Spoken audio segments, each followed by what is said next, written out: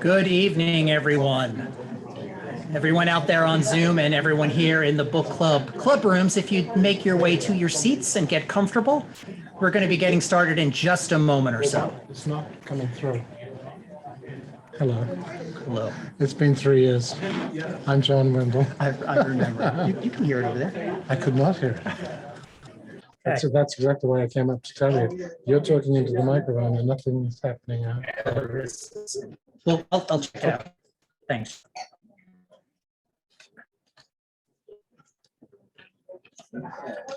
Oh, we're already late. We're just about to get started. This is what happens when you have an in-person crowd and a Zoom crowd.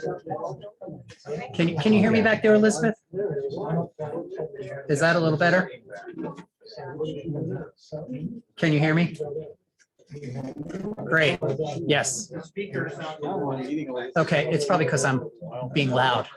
I don't really need the speaker as much as, the microphone maybe as much as our speaker might need it. So good evening. If you'll take your seats, we're going to get started. Thank you, everyone on Zoom for joining us. Just going to check to make sure that is all working correctly on Zoom. And it looks like it is. So we're going to get started. Again, good evening, everyone, and welcome to this co-presentation by the Book Club of California and the Bibliographical Society of America. This is an in-person and a virtual program. It is titled Lambeth Palace Library Through 5 Centuries. My name is Kevin Kosick, and I'm the Executive Director for the Book Club of California. It's my pleasure to welcome you this evening and get this show started. For those of you who might be new to the Book Club of California, the Book Club is a nonprofit member and donor-supported organization that is dedicated to preserving and promoting the history of the book and the book arts. Oftentimes, we do that with a focus on the literature and history of California and the West. The Book Club publishes limited edition books, a scholarly journal, and keepsakes. We also host a year-round series of in-person and virtual lectures and events like the one this evening. And those are on topics including fine printing, design, typography, bookbinding, collecting, and much, much more. So if you're interested in what we do, I invite you to join our century-long tradition by joining as a member or a supporter. You can find out more about the Book Club of California by going online to bccbooks.org. So in terms of the logistics for this evening, this webinar will include a presentation and then a question and answer session.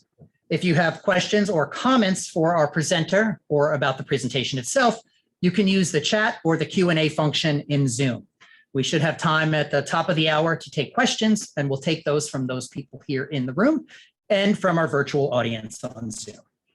And now, as I said earlier, today's presentation is the result of a partnership between the Book Club of California and the Bibliographical Society of America. And I'm pleased to introduce Bibliographical Society of America Council member, Andrew Nadell. Andrew will talk a little bit about the Society, and he'll introduce our speaker, and then we'll get our program started. So Andrew, you're up.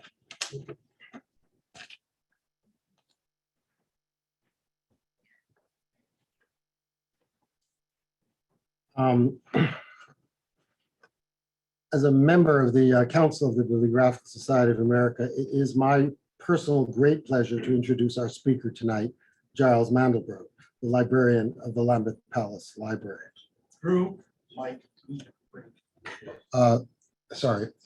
This is the first of what we anticipate will be several collaborative ventures with the between the Bibliographical Society of America and the Book Club of California. We've been working together since the beginning of this year, and I want to begin tonight by thanking the Book Club of California Executive Director, Kevin Kosick, for his really yeoman efforts that made this evening possible. He has been unfailingly supportive and generous, coordinating the work of the BSA and the BCC, and helping to publicize this event among many bibliophile organizations.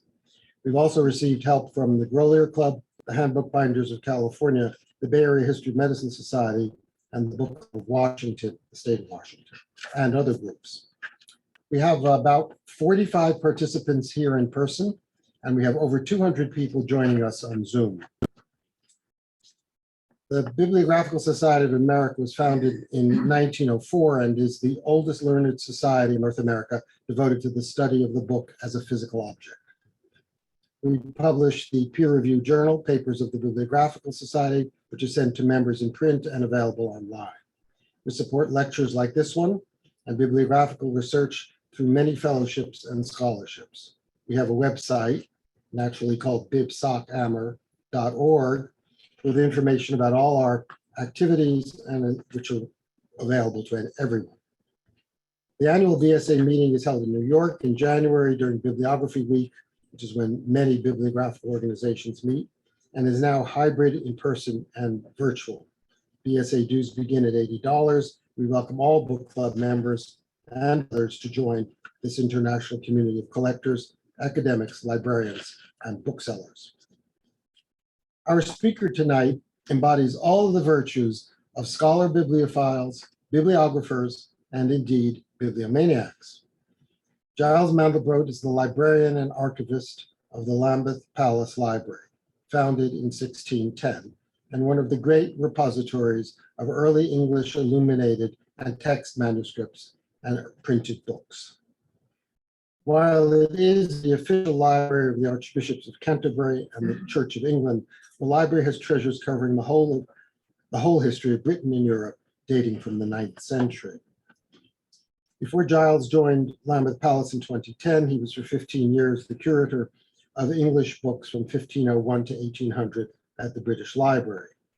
He is a scholar of the Renaissance and Reformation in England, especially religious printing of the 16th and 17th centuries. He has written many books on early English books, including The Cambridge History of Libraries in Britain and Ireland, Volume 2, covering the years 1640 to 1850. He is on the faculty of the Institute of English Studies of the University of London and has also served on that of Gresham College, London. For many years, Giles has been one of the principal organizers of the Book Trade Conference, the annual Book Trade Conference, which is held at the Ancient Livery Company Stationers Hall, well, the hall of the Ancient Livery Company, the Stationers Company, in the city of London. He has edited the annual volumes reporting this conference for over a quarter century. When he leaves here, Giles will be participating in a National Endowment for the Humanities summer seminar at Ohio State on printing and the book during the Reformation. Giles is a member of a distinguished family. I knew Mandelbrote long before I knew Giles, because his father, Dr. Bertram Mandelbrote, who lived from 1923 to 2010, was a very famous psychiatrist who introduced social and community psychiatry principles to English hospitals. When I was a student in London and at Duke University and at the University of California, Mandelbrote was studied, Bertram Mandelbrote. Giles also has a brother, Scott, who was a Dom at Cambridge.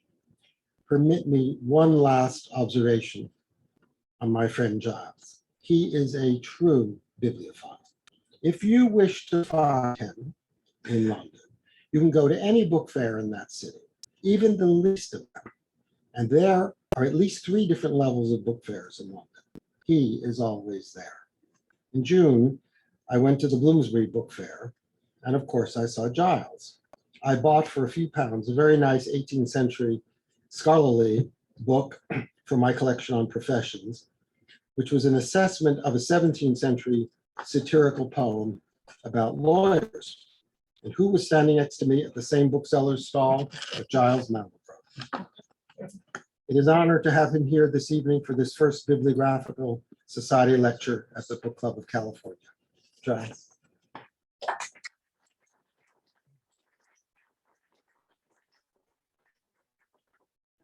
Well, thank you very much, Drew. And I must say thank you both to the Bibliographical Society of America and especially to the Book Club of California.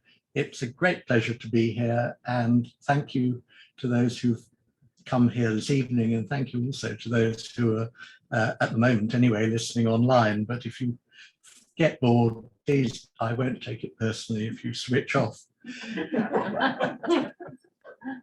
Now, what I'd like to do this evening in about 45 minutes is to tell you a little about the history of Lambeth Palace Library, but also to concentrate really on the collectors of the early books and manuscripts there, and to try to explore with you a little about the motivation for collecting and the reasons for founding libraries in this, what I'll argue is a really crucial period in the history of libraries in England in the early 17th century. Now, some people here may feel that there doesn't really need to be an explanation for collecting books, and that the motivation is either obvious or ineffable, really. But I will try my best to speculate, at least, about these 17th century collectors who I'll be speaking about. A little by way of orientation, you see in my first slide, Lambeth Palace in the foreground. It's a slide of the middle of the 17th century by Wenceslas Holler, an engraving by Holler. And that really gives you the clue in lots of ways to what Lambeth Palace is about and to what Archbishops of Canterbury are about. So Lambeth Palace sits on the south bank of the River Thames, directly opposite the palaces of Westminster and Whitehall. The large building you can see to your left here. This large building here is Westminster Abbey, towering over 17th century London, and in front of it is Westminster Hall. Lambeth Palace is here. Now, those of you who know London will know that nowadays there are bridges over the river here, both Westminster and Lambeth Bridge, but in the 17th century, and in fact right through until the middle of the 18th century, there were no bridges over this part of the Thames. The only bridge was further round the corner off the map, which was London Bridge itself. But that wasn't an obstacle. In fact, in many ways, it was a positive thing because Lambeth Palace enabled the Archbishops of Canterbury who lived there to get across the river. It was a main road. So in the absence of bridges in 17th century London, the best way of getting about, as you can in fact see from this engraving, is by boat, and it takes you no time at all to get across. Now, Archbishops of Canterbury, as many of you may know, are the senior bishops in the English Church. So they have ecclesiastical authority, but they also have a great many other types of interests. So they have secular interests, they are landowners, they are patrons of charities, patrons of schools, and they have fingers in many pies. And for much of the Middle Ages, Archbishops of Canterbury were also called upon to be significant figures in the politics and government of England. So that was really why, and many people find this confusing, but that's why from about 1200, Archbishops of Canterbury lived at Lambeth Palace and made that their home and their headquarters, strategically placed, as I've just pointed out, for the law court, the Parliament, for the royal court. And that's why they're at Lambeth and not in Canterbury. So they travel to Canterbury frequently, they participate in services and so on, but a lot of work in Canterbury is done throughout this period by deputies. And the main place where you find the Archbishop of Canterbury throughout the Middle Ages, well, from 1200 anyway, right through to the present day, is Lambeth Palace. Now, one or two people have already asked me about the new building which we have built for the library, and I will show you on this map where it is in order to enable you to get your bearings a little later on, although I'm not going to say very much about the new building unless somebody wants to ask me later on about it. But the new building is built at the far end of the garden of Lambeth Palace. So the garden is a little smaller than it was in Holler's time, but it's still very large. And the new building is very close to where Westminster Bridge now comes over onto the south bank of the Thames. Now, I may need some help here. Sometimes it doesn't like to advance the first time. Oh, now you're. I'm going to be talking mainly about the library that was founded in 1610 at Lambeth, but I wanted to make the point first of all that in fact archives got there first. Lambeth Palace Library today is very largely an archive in terms of its 19th and 20th century and 21st century holdings. The archives are growing much faster at the moment than the library. And the archives were there before the library as well. So here you see, in fact, the first of a long series of registers of Archbishops of Canterbury. This is the register of John Peckham, and it dates from 1279. The registers are a continuous sequence from 1279 through until the 1920s. But in fact, from about the middle of the 17th century onwards, they are supplemented in all sorts of ways by archbishops' papers, correspondence, other types of documents, and from the 1860s very significantly by the official series of the correspondence and papers of Archbishops of Canterbury. So one of the functions of the library nowadays is to be the national record office really for the Church of England, and to take the records of national and international Anglican organizations of all sorts, and to continue to take those records of the policies and meetings and decisions of the Archbishop of Canterbury. So that sequence starts in 1279, and I thought I'd just show you an example from the 1550s. This is the rather grand coat of arms topped by a cardinal's hat of Reginald Pole, who was the last Roman Catholic Archbishop of Canterbury. He died in 1558.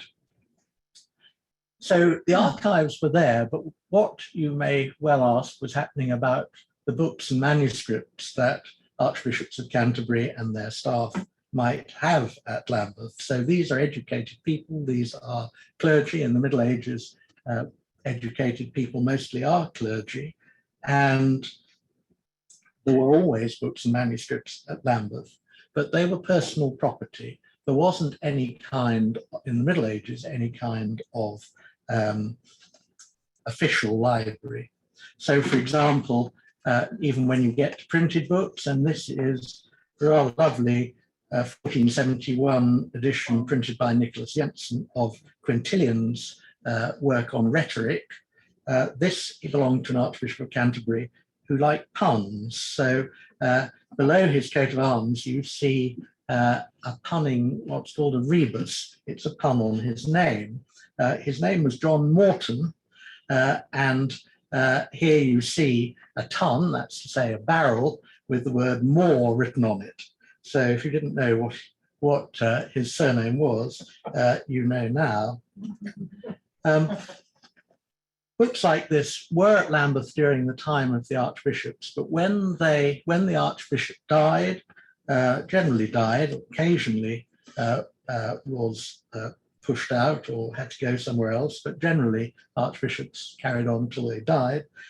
When they died, the traditional pattern in the Middle Ages was, and right up actually until the foundation of the library in 1610, was that those books would go either to members of the family, and of course archbishops tended not to have families, they didn't have direct families before the Reformation because they weren't allowed to marry. And in fact, interestingly, even after the Reformation, quite a few of the early post-Reformation archbishops didn't marry, perhaps out of sympathy to the earlier traditions. So when they died, their books and manuscripts would tend to go either to family members, or very often, and very common path for the for their libraries was to go to an Oxford or Cambridge college. Most of the archbishops had significant connections with Oxford and Cambridge. Morton, in fact, contrived to be Chancellor of both Oxford and Cambridge simultaneously, and he held those two offices while being Archbishop of Canterbury and Lord Chancellor of England. So that gives you the sort of idea of the multitasking that was going on in this period and the need to be in London for that purpose. Here is a remarkable book, actually. I put this in partly because I thought you'd like the story of it. You may be able to see across the top, there is an inscription, Thomas Cantuarien, then abbreviated. That is Thomas Cranmer, Archbishop of Canterbury, in the middle of the 16th century, and in many ways the architect of the English Reformation. It's his copy of a remarkable book, because this is the Assertio Septem Sacramentorum, written by Henry VIII, when he was, in fact, championing the Pope's cause against Martin Luther. So Henry VIII wasn't always on bad terms with the papacy. He started off really as being an advocate for the papacy. And the title that English monarchs still have, of Defender of the Faith, which you will find still inscribed on the side of £1 coins in England, dates from the publication of this work. And it's a papal title bestowed on the king. This book was published in 1521 in London, so before all the troubles later on. And as you can see, this is the copy that belonged to Thomas Cranmer, and it followed the same sort of course as other libraries. So it was dispersed, and it got into the collections, first of all, John Lord Lumley, then of Henry Prince of Wales. It ended up via the Royal Library in the British Museum, and the British Museum rather unkindly sold it off as a duplicate in 1769. They weren't sentimental about their donors, and it went actually through a series of really quite distinguished book collecting hands until in 1938 it was bought by an American millionaire, J.P. Morgan, who decided that it might make a nice Christmas present for the Archbishop of Canterbury, given that it had originally been at Lambeth. And so in 1938, it came back to Lambeth. Now, the most important library that both came and went from Lambeth belonged to this man. This is Matthew Parker, Elizabeth I, Archbishop of Canterbury, and he was the Archbishop of Canterbury from 1559 until his death in 1575. And this gives you a clue as to his agenda for collecting books and manuscripts. This is, as you see, a very heavily annotated copy now at Lambeth of Matthew Parker's History of the British Church. And Parker's agenda was really quite an ambitious one. Parker wanted to rewrite history. After the Reformation, Parker was trying to show that actually the English Church had always been independent-minded, had always rather grated against papal authority, and he attempted to collect up as many books and manuscripts of early English provenance as he could to try to demonstrate that point. He liked nothing better than Latin manuscripts with Anglo-Saxon glosses and translations in them, comments in the margin that showed some kind of independence of mind. And all of that was really raw material for his history of the English Church.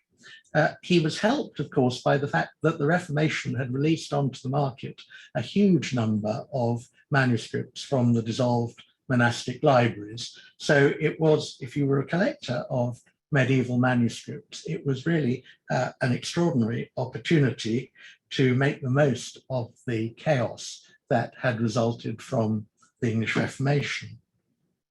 And Parker took full advantage of that, and he brought together at Lambeth a wonderful collection of medieval illuminated manuscripts. And at Lambeth, he also assembled a whole circle of scholars, scribes, calligraphers, binders. He had a printing press there for a time too, who were all contributing to this grand project. And that was there for some time, but when Parker died, his collections almost all, not absolutely all, as you will already have seen, but his collections almost all went off to Cambridge, to Corpus Christi College, there where he was also master, and there they remain to this day. But there are one or two Parker manuscripts which are still at Lambeth, or which in this case at least came back to Lambeth in the 18th century. This is one of our great treasures actually in Lambeth Palace Library. It's the MacDonald Gospels. It's a tiny gospel book made in the second half of the 9th century and illuminated, as you can see, in the same insular style as the much, much larger Book of Kells. So this is a very small book.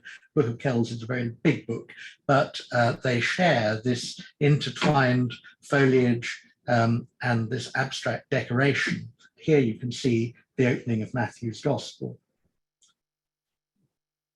What's the size of this book? Small. I mean, I think you would. It would be sort of duodecimo size, really. So I think there was at Lambeth after 1575, when Parker's library went off to Cambridge, I think there was a bit of a sense of loss, a sense of potential that had been there with all those scribes and scholars, and a sense that there was now something missing. And we now come to this man. This is a man called Richard Bancroft. And I should say, given that I'm in San Francisco, that the Bancroft Library derives from a completely different Bancroft called Hubert Howe Bancroft, whose books were bought by the University of California in 1905. As far as I know, there is no relation, but Richard Bancroft was also a very important founder of libraries, and in particular, he was the founder of Lambeth Palace Library. Now, Bancroft isn't a terribly sympathetic character, I'm sorry to say. His biographer in the Dictionary of National Biography refers to him as a dogged ecclesiastical bloodhound. And what was meant by that really was that Bancroft saw himself as a servant of the state.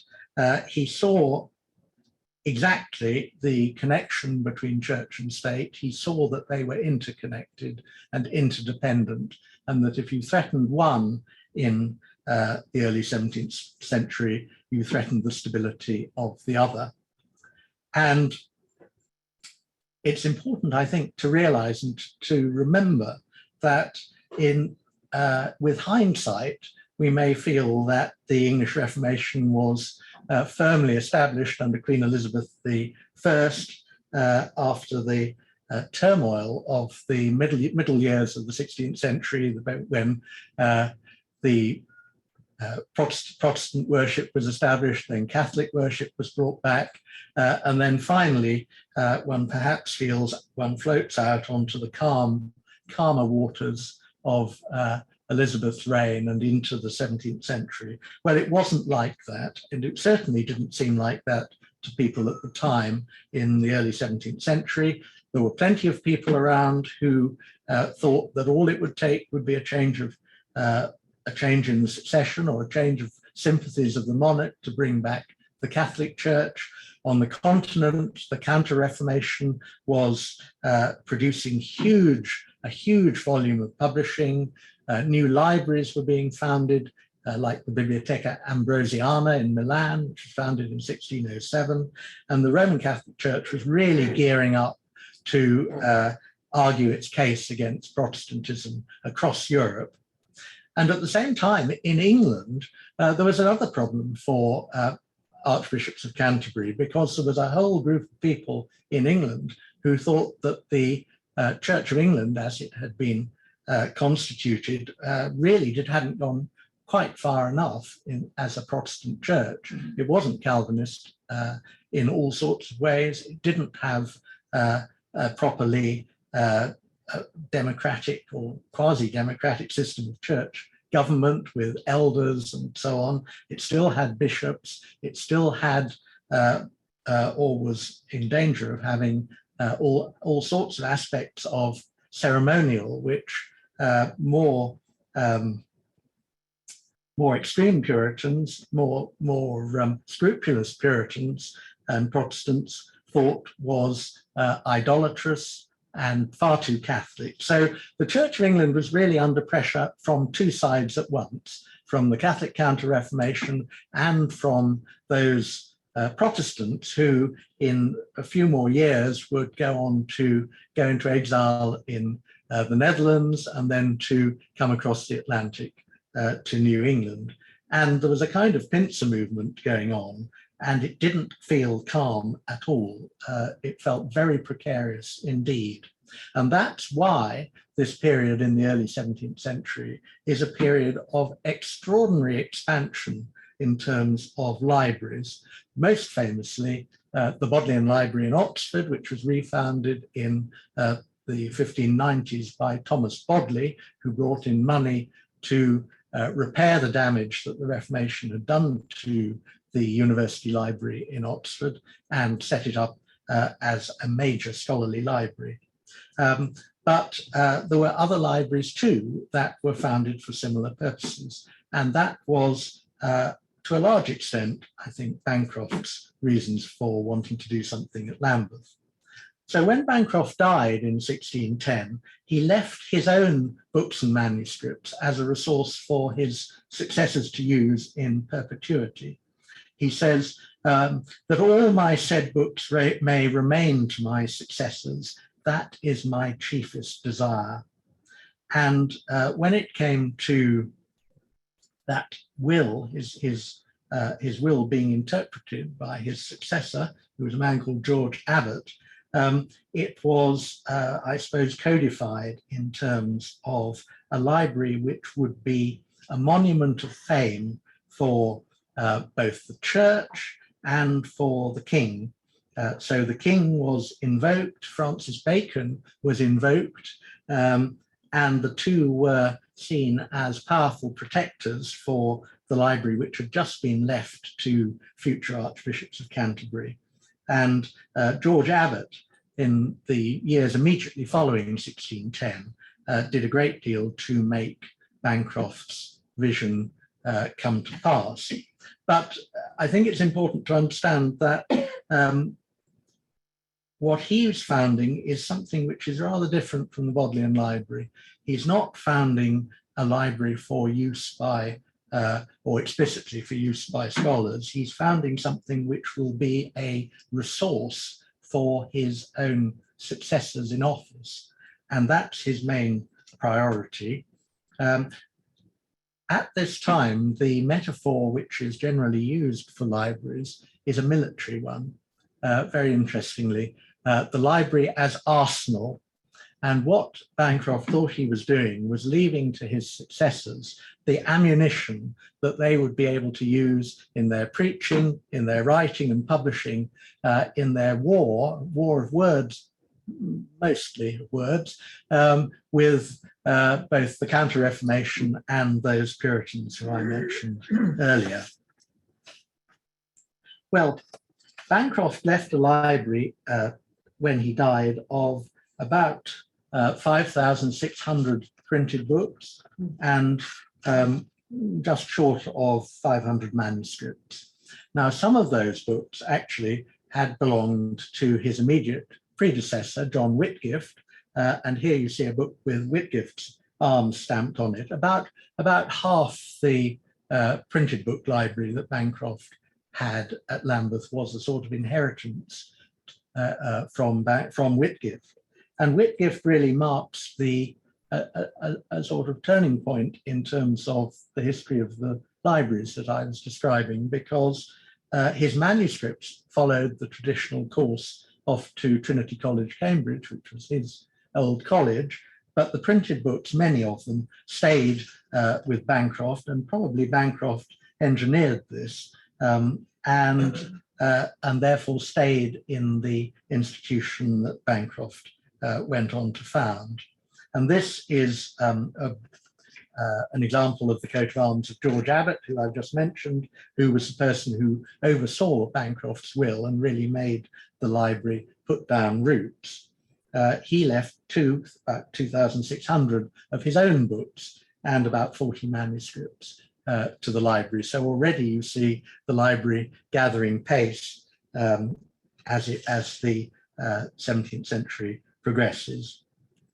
And just finally, in terms of the personal libraries of 17th century archbishops, later on in the century, in the 1670s, that nucleus of books and manuscripts was supplemented by the collection of Gilbert Sheldon, who died in the 1670s and was also Archbishop of Canterbury.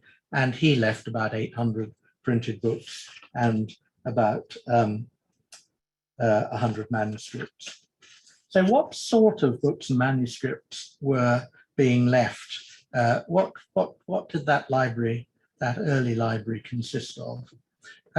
Well, it consisted of a number of great treasures about which I can tell you remarkably little, to be honest, in terms of their provenance.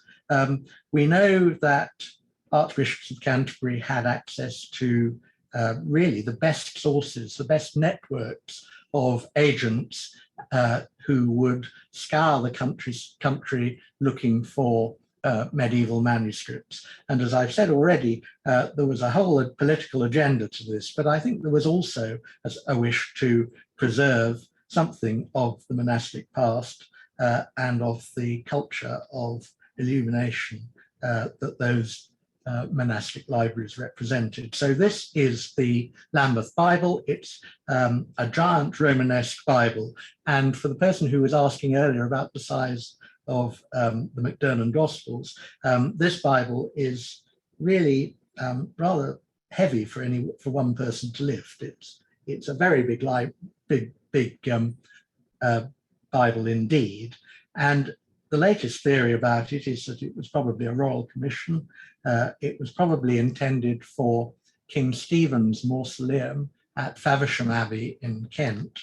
And it did have a Kent provenance subsequently, because it ended up in one of the Canterbury monasteries, and from there was rescued by Bancroft. It's only one volume, in fact, and the other volume, interestingly, also survives, but survives having had all of these terrific full-page illuminations hacked out. So in Maidstone Museum, there is the volume which, instead of going to Richard Bancroft, went through a series of families, secular families in the 16th century in Kent, and along the way, probably later than that, actually, probably in the 18th century, along the way has lost all of its full-page illuminations.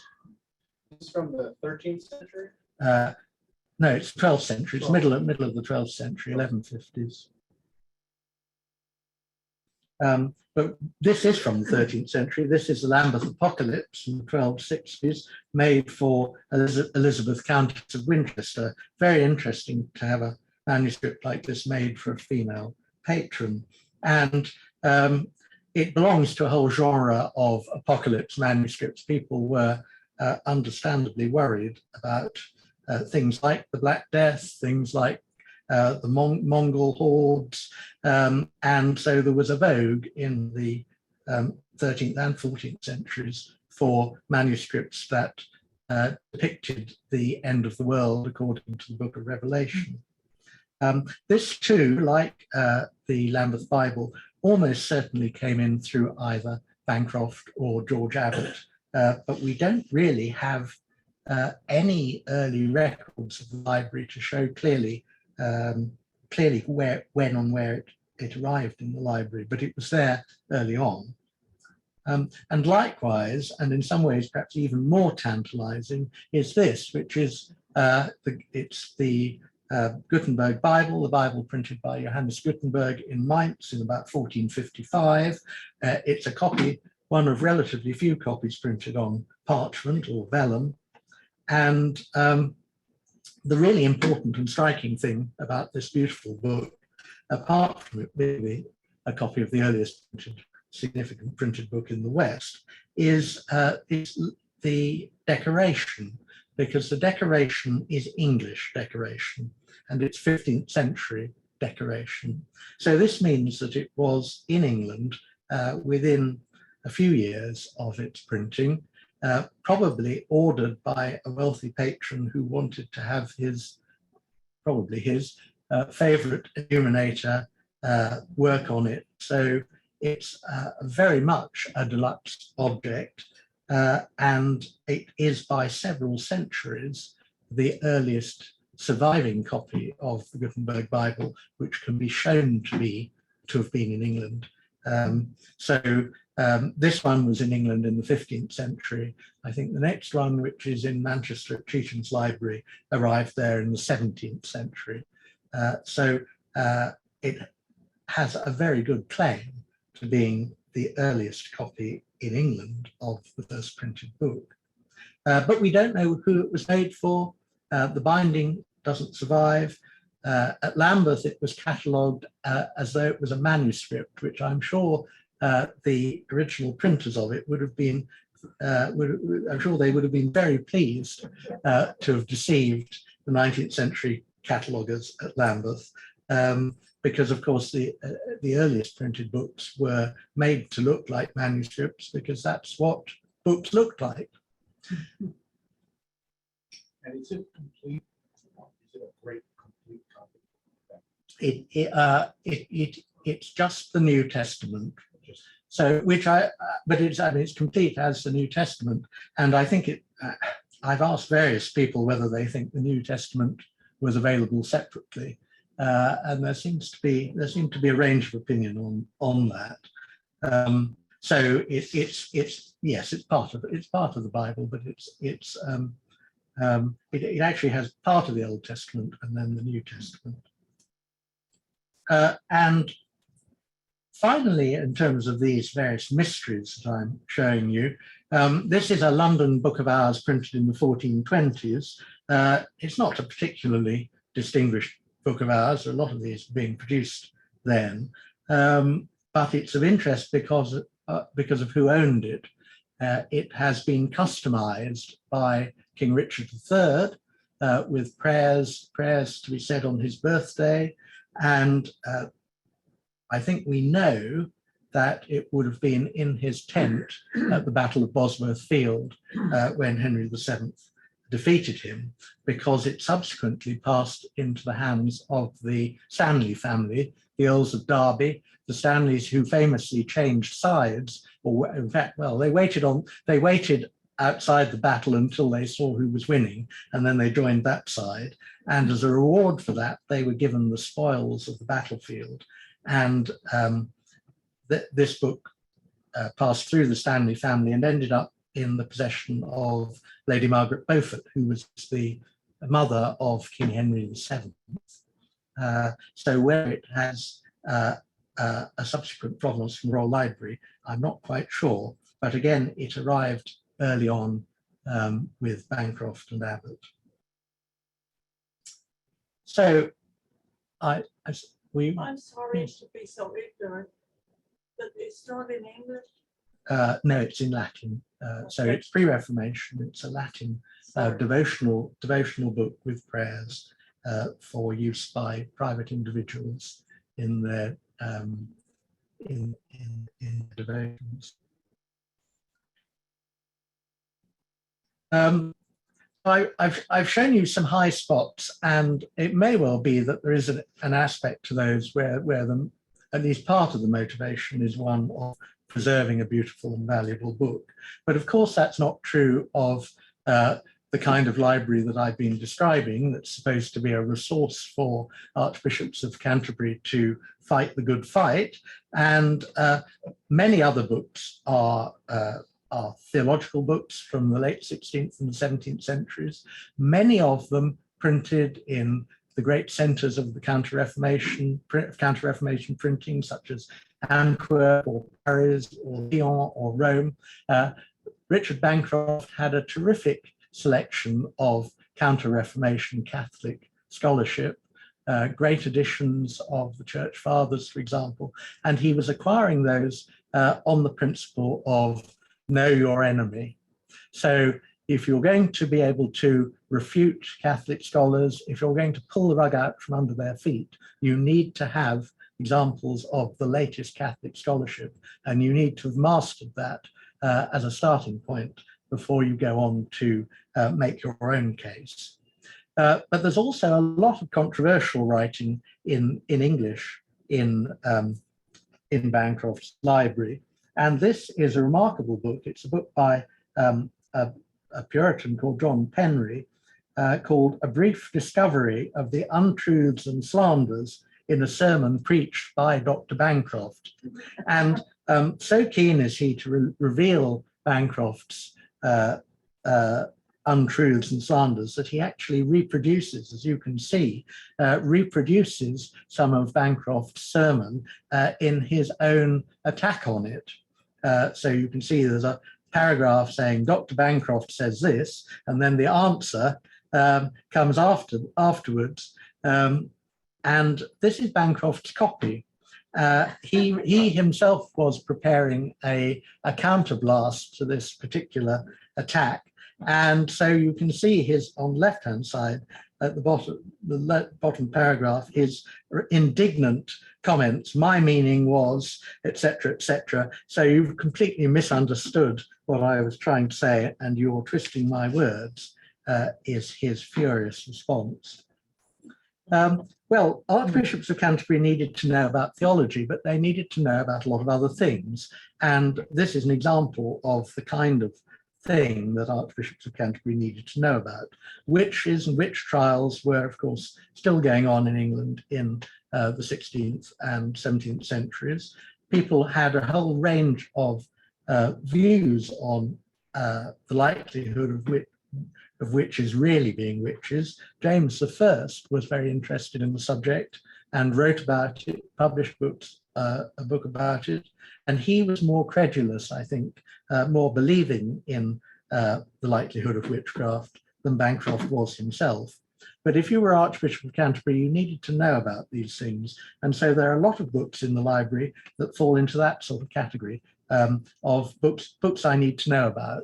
Another example would be the so-called Martin Marprelate tracts, which are tracts that were secretly printed on printing presses that were moved around the country in the late 16th century, putting forward an extreme Protestant view, and in fact, in particular, attacking the authority of bishops and archbishops. So it's no coincidence that Lambeth Palace Library has probably the best collection anywhere, the most complete collection of these secretly printed tracts.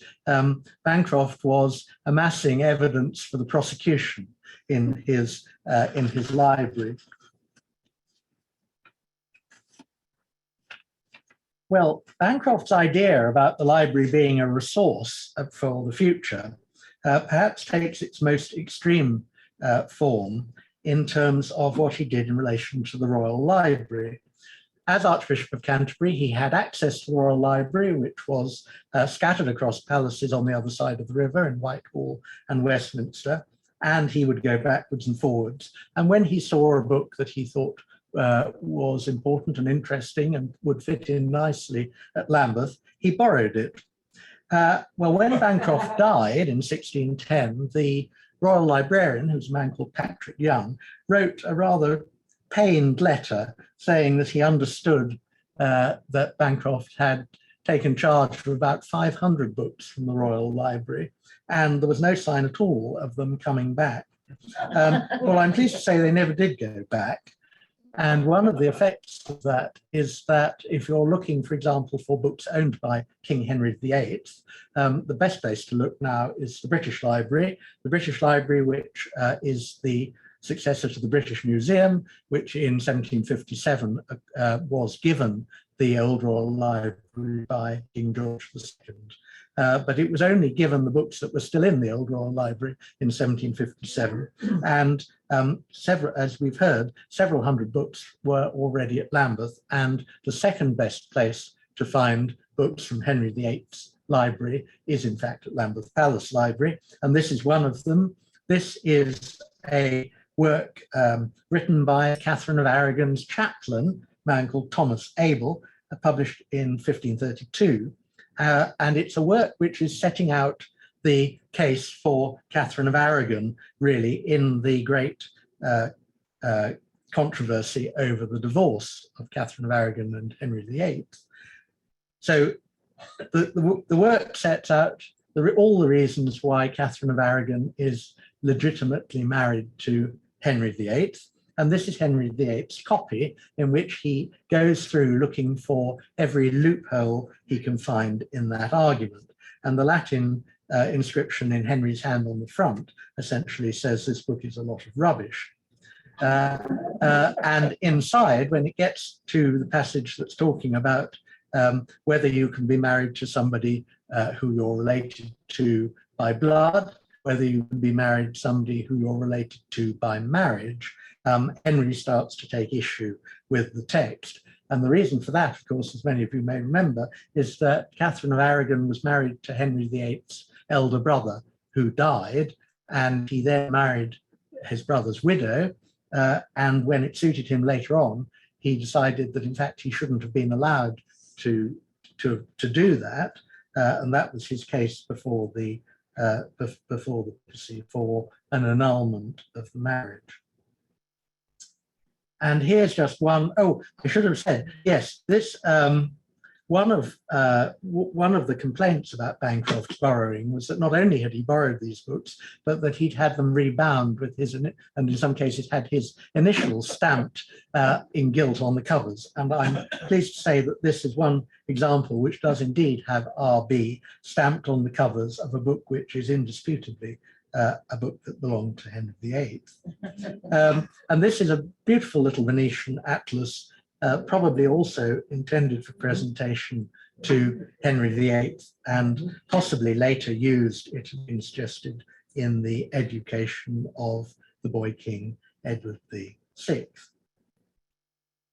But there are some other curious books at Lambeth as well. As Drew said earlier on, we cover a whole range of different subjects. And if you were an eccentric Cambridge clergyman in the 1580s, you might have wanted to give a copy of this book to the Archbishop of Canterbury, or possibly to the Bishop of London. Bancroft was Bishop of London before he became Archbishop of Canterbury.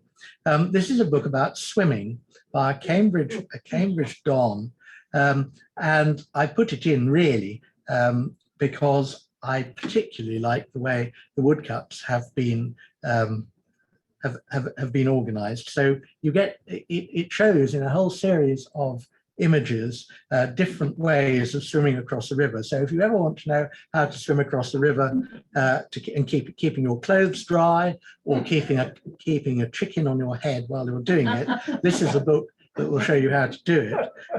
So the riverbank and the people taking their clothes off and so on the bank, they stay the same, but the central image is replaceable and is used to demonstrate a whole range of swimming strokes. And my only, well, I mean, the Archbishops of Canterbury were far too grand to want to swim across the Thames to Westminster or Whitehall. I can only assume that this has ended up either because Bancroft had more of a sense of humour than he is generally credited with, or because this was a book in search of a patron.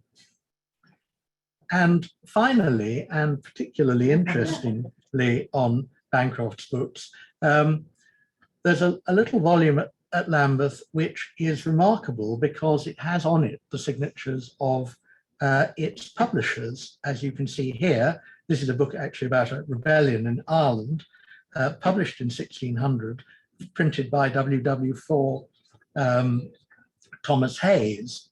And Thomas Hayes has written across the bottom, Thomas Hayes, his copy, by which it means his text rather than his copy of the book. Now, as some of you may know, bishops of London and archbishops of Canterbury were involved in the licensing of books for publication in this period.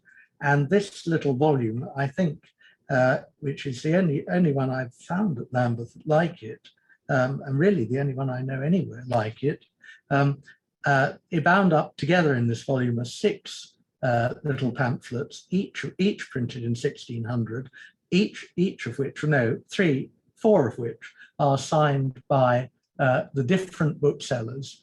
And I think that the reason for that is that these are the copies submitted after publication to the Bishop of London or the Archbishop of Canterbury to show that the book has been printed in the form in which it was allowed to be printed, in the form in which it had been given a license.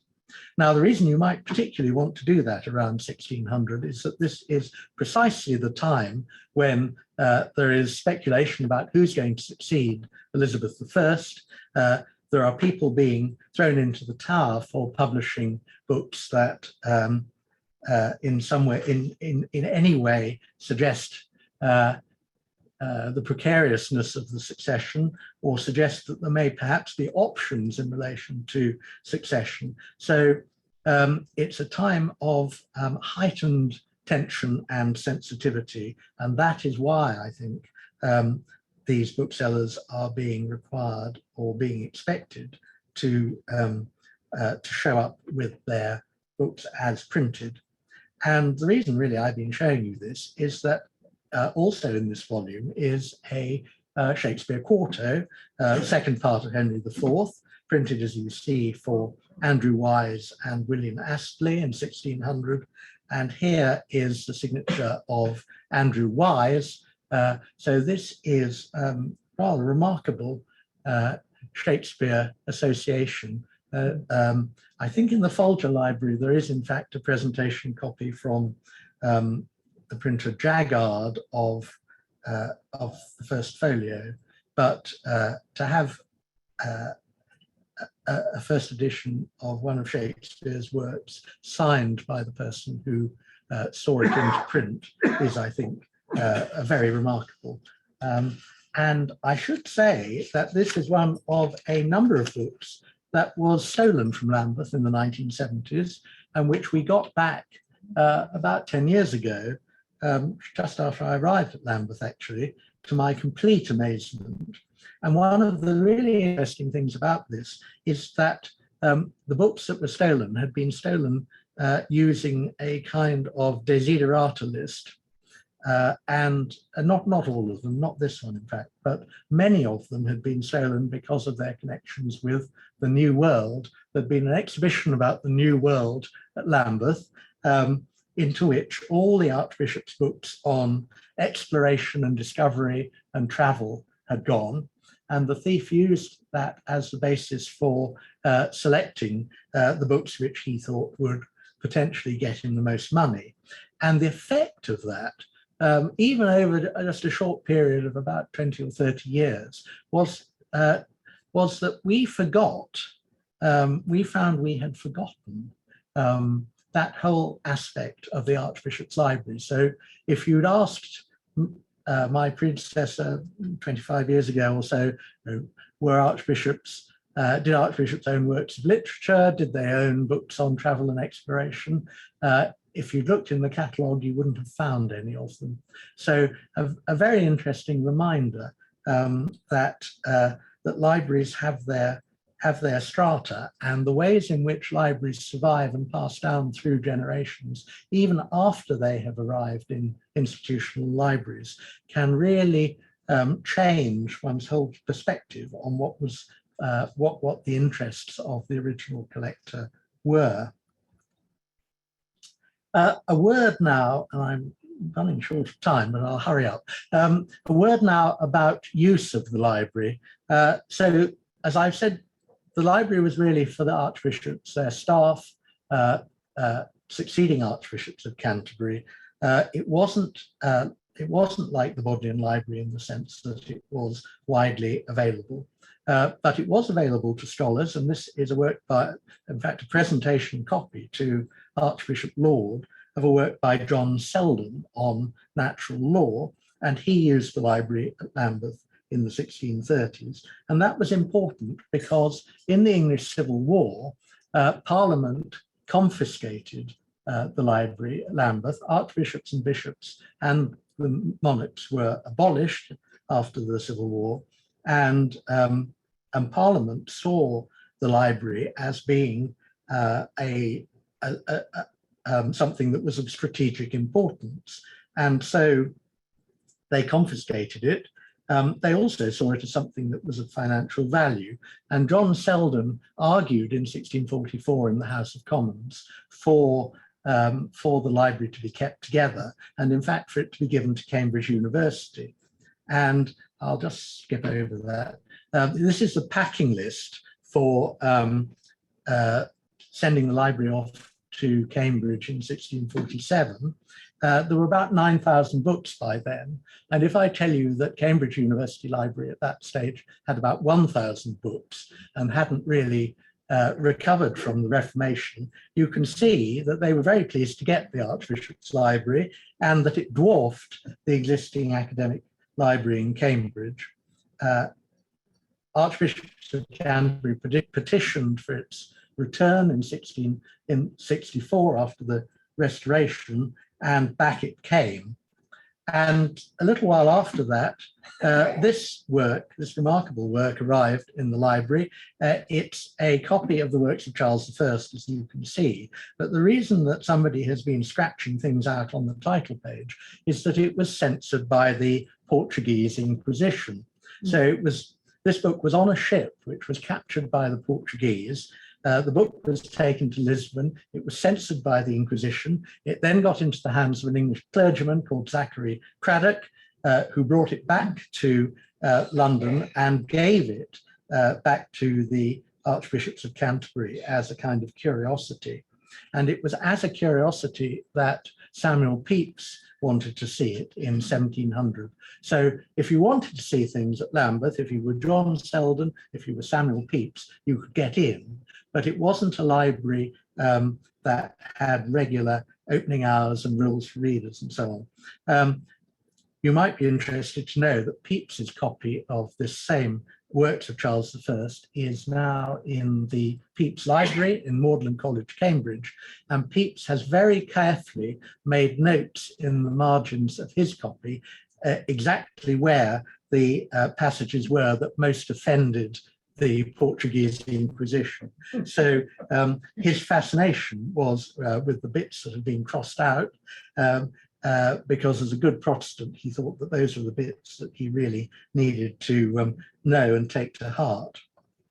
Now, very quickly, I wanted just to draw a comparison with another library, which is now at Lambeth. That is Scion College Library. It's a library which arrived at Lambeth in the 1990s, so it has no connection with the Archbishops of Canterbury, but it was an ecclesiastical library. It was a library created in the City of London in 1629 for very similar purposes, the same idea that if in your library you're providing ammunition for the clergy, and it was there to serve the clergy of the City of London in their preaching and writing, but it also was there to serve the wider community of the City of London. And this is a view from the 1670s showing you the library sitting above almshouses in the City of London. This is its benefactors book. So this is a library that I think any American librarian would recognize much more readily, because this is a library that depends on benefaction. And just to make the point, it actually has two benefactors books. And this one, as you can see from the chains, was kept in a very public place. So in the entrance hall to Scion College, they chained the list of the benefactors in order to encourage other people. And they also printed these rather smart book labels to reward and recognize their major benefactors. And the sort of books that were coming in, even right from the start in 1629, were quite spectacular books. It was right at the forefront of English scholarship in the middle decades of the 17th century, and scholars would move to be near Sion College. So this is the great Babylonian Talmud, printed in Venice in the 1520s and 30s by Daniel Bomberg, 20s and 30s and 40s, in fact, I should say, in 12 huge volumes. And it was already a rare book, because this is another book which the Inquisition tried to eliminate. It was already a rare book by the 17th century, but this gave you, if you were a Protestant scholar who wanted to find out about the context of the Old Testament, this gave you the Hebrew context, legal context and traditions, which you would need to know about. And the study of Hebrew, the study of Arabic were both things which scholars in 17th century England were increasingly interested in. This shows you the parishioners, about 2018, I think, parishioners of a City of London church clubbing together to produce £26, which was a huge amount in 1629, to buy this book for Sion College Library.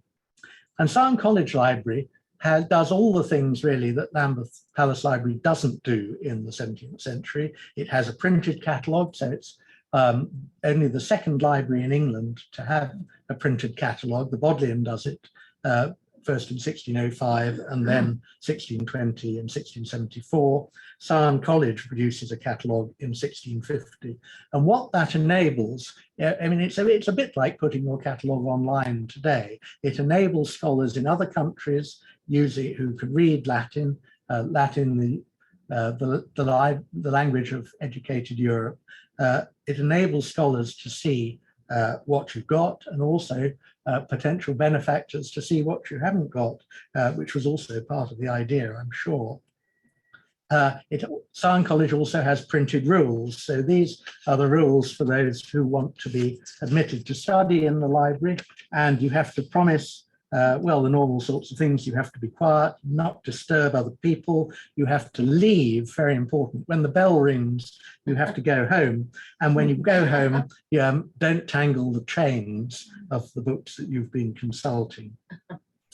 And having a catalogue, having a properly organised library certainly paid off for Sion College, because by the middle of the 17th century, they were getting an international readership. This is the admissions register, which shows you, among other things, a man called Samuel Mather, who's described as coming from Harvard College in New England, paying his 2 shillings and 6pence to be admitted as a reader in Sion College Library. So when we think about libraries, we need to think why they were put together, who they were intended for, how easy they were to get into, how they were being used, whether they were being used in conjunction with other sorts of libraries, personal libraries, and so on, all of those questions. Just to finish off the story of Lambeth Palace Library, it stayed close to the Archbishop's study. So Bancroft's will talks about his study in the cloister at Lambeth. He had a paper study full of documents. He talks about the maps that he had and the charts that he had, and he had a study full of books. And gradually, through the 18th century, the library expanded. So by 1806, you see it's actually all around 4 sides of the cloister and bursting out from the cloisters. In 1830, it moved into the banqueting hall at Lambeth. So at no point in the history of Lambeth Palace Library was there a dedicated library room. The history of the library in the old palace buildings was one of moving into buildings as they became too inconvenient, too uncomfortable for human beings, really. So when in 1830 the palace was remodeled and the Archbishops of Canterbury got a modern dining room and kitchen, they didn't need a 17th century banqueting hall anymore. And as we've seen, the library was expanding. And so that's when the library moved into the Great Hall. It continued there. Well, it continued there until 2 years ago. But in between, this happened. So in 1941, the hall was bombed. And that was really a turning point in the library's history too, because after the Second World War, when public money was used, the Pilgrim Trust in particular helped to repair the damage of the bombing and the chaos that ensued from that. That use of public money was, I think, in part the catalyst for a decision that from the 1950s onwards, the library should be repurposed, much less as the personal library of Archbishops of Canterbury, and much more as a national library for studying the history of the Church of England, and as a special collections library for books, manuscripts, and archives for the Church of England. And the final, very final aspect to this story comes about 2 years ago in 2020, when we completed the building of a new library at Lambeth. It opened last year.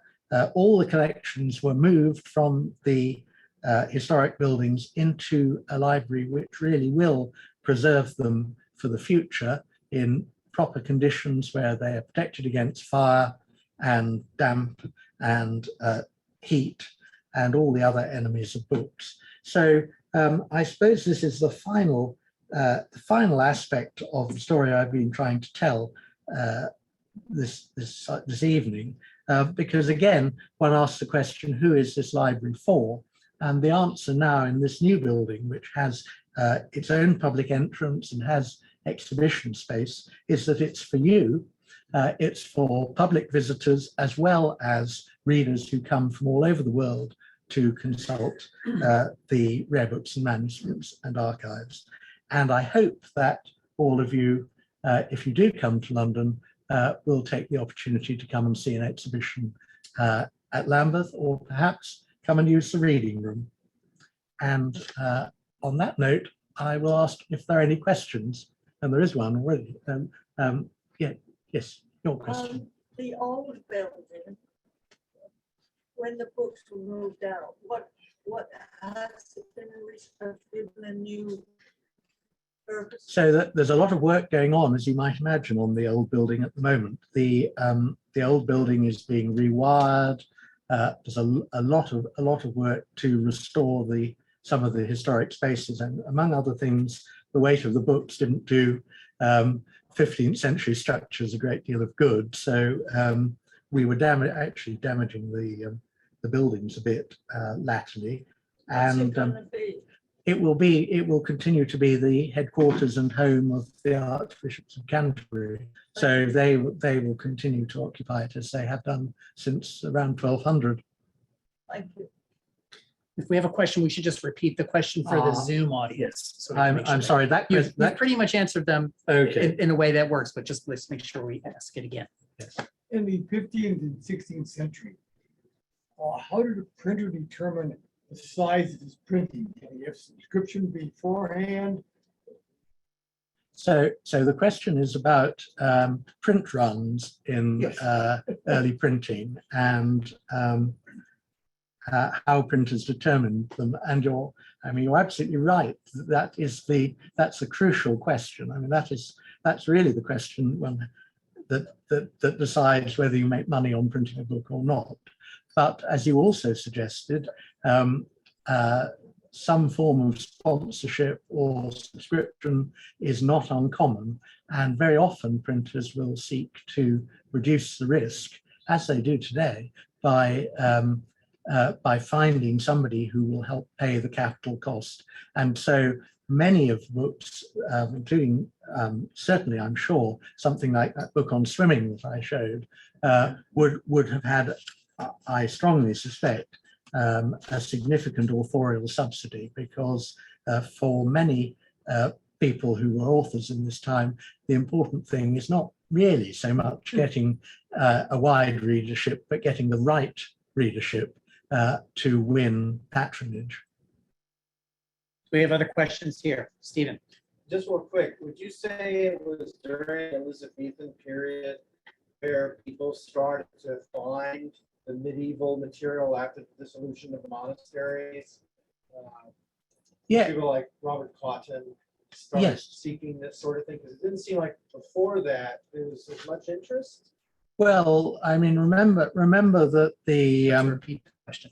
sorry, thank you very much. So the question is about the collecting of monastic and medieval manuscripts after the Reformation. And Robert Cotton, you're quite right, is one of the examples of that. But earlier on, I mean, Parker, Matthew Parker, as I suggested, is really the person who does it on the most ambitious scale. So it's happening, as you say, in Elizabeth's reign. Parker's more Henry VIII. No, Parker is Elizabeth. Yeah, He's he's he dies in 1575. Succeeded by Abbott, correctly? No. So Abbott succeeds Bancroft. So Abbott. Oh, pardon me, then there was someone. So there's Whitgift. Yes, there's Whitgift is before Bancroft and dies in 1604. Bancroft dies in 1610, and Abbott succeeds him. And did James appoint, or Lady Elizabeth appoint Bancroft? So Bancroft becomes Archbishop under James, So he only had a short tenure. 1604 to 1610, but before that he was Bishop of London, so he had a significant, and one of the things that he had a role in, which I possibly should have mentioned, was that he was in many ways the organizer of the production of the King James Bible, the translation of the Bible, although he didn't live to see its publication. So we have a question here from the virtual audience, and it says, what is the biggest difference in the collection in the 21st century Lambeth Palace Library from the 17th century library collection? Well, there's a big difference in the sense that we're starting to take digital archives. I suppose the other major difference would be that we are not trying to be a significant modern theological library. So we're mostly buying, in terms of books and manuscripts, in a very limited way nowadays, but the big expansion area is archives. So the 20th century archives that come from national church institutions. So I suppose we're still documenting in various ways the aspirations and the troubles of the Church of England as we were in the 17th century. But there are big differences. Another question here in the room? Anyone? We have, we'll end with one question, which maybe is a little personal question. It says, can you say what your personal collecting interests are? Oh, my personal collecting Yes, interests you. are all over the place. But I like old books, and I sometimes buy them. I think that's probably all I can say about that. Well, great. That's where we'll end since we're past the hour.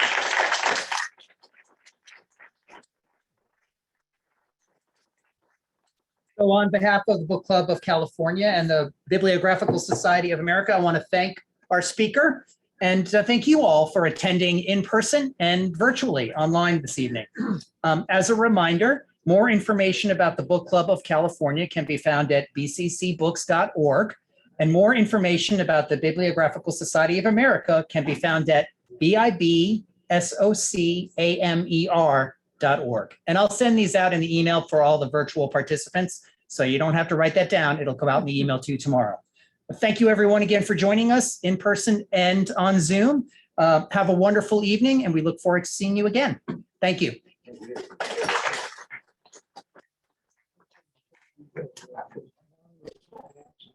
Nice to say. Very encouraging to see you looking so interesting.